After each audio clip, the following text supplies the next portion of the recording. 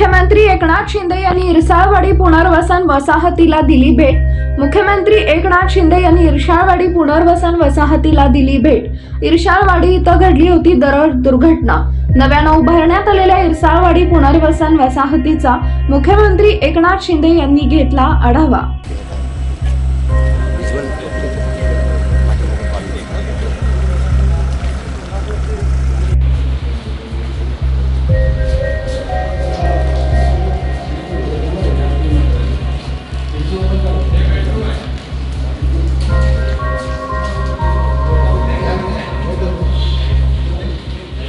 इरसाळवाडीला घरं दिलेत ना, तर त्या मुलांना आपण त्या मुलं आहेत 12वी पास आहेत, तर आपल्या अप्रेंटिसशिपमध्ये आपण घेतो ना आपल्या सरकारी ह्याच्यामध्ये, तर 12 जण आहेत, तर त्यांना 12 लोकांना घेऊन टाका तुम्ही, पुढे नंतर बघूया। हां हां ओके हां।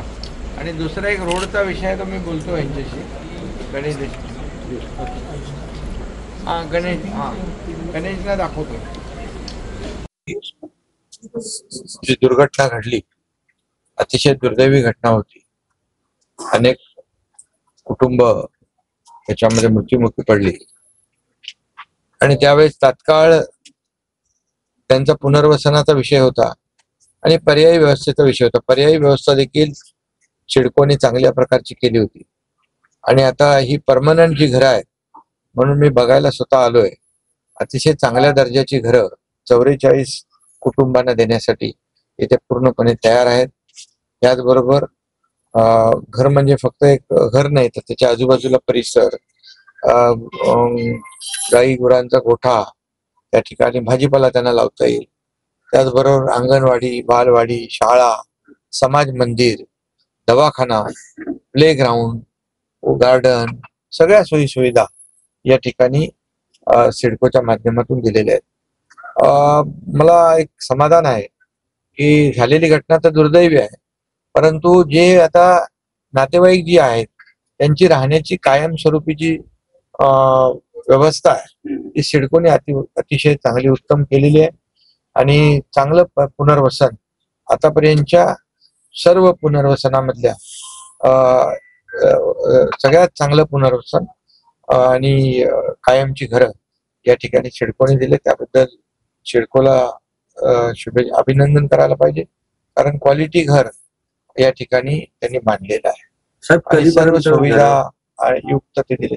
कधीपर्यंत म्हणजे आता फक्त त्यांना चाव्या द्यायचाच कार्यक्रम म्हणून मी बघायला आलोय की या ठिकाणी सर्व व्यवस्था जी आहे किंवा त्याचं सर्व प्रकल्पाचं कम्प्लिशन झालंय का, आता पाहिल्यानंतर आता ह्याचा चाव्या तात्काळ आम्ही त्यांना देऊ आणि सर्व लोक आपापल्या घरात येऊन राहतील आणि त्यानंतर त्यांना देखील पुढे उदरनिर्वाहाचं जे काही साधन आहे त्या संदर्भात देखील शासन नक्की विचार करत आहे।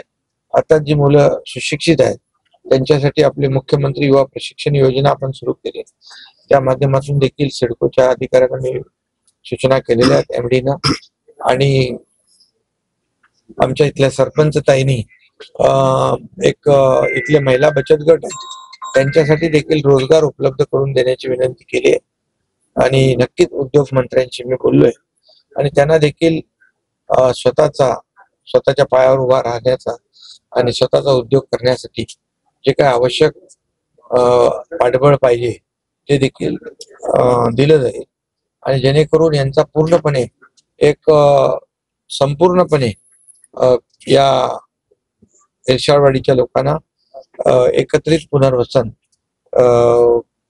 या ठिकाणी झालेलं आहे। साहेब, आपण विशेष प्रयत्न करून या प्रोजेक्टकडे पाहिलं आणि ते पूर्ण देखील केलेलं आहे आपल्याच कारकिर्दीमध्ये। आचारसंहितेच्या आधी ह्या चाव्या आपल्या हातात? बिलकुल, आचारसंहितेच्या आधी हे आपले घरात जातील आणि तेच आम्हाला समाधान असेल। साहेब, आजही इथे इरसाळवाडी दरडग्रस्त रोजगार आणि रस्ता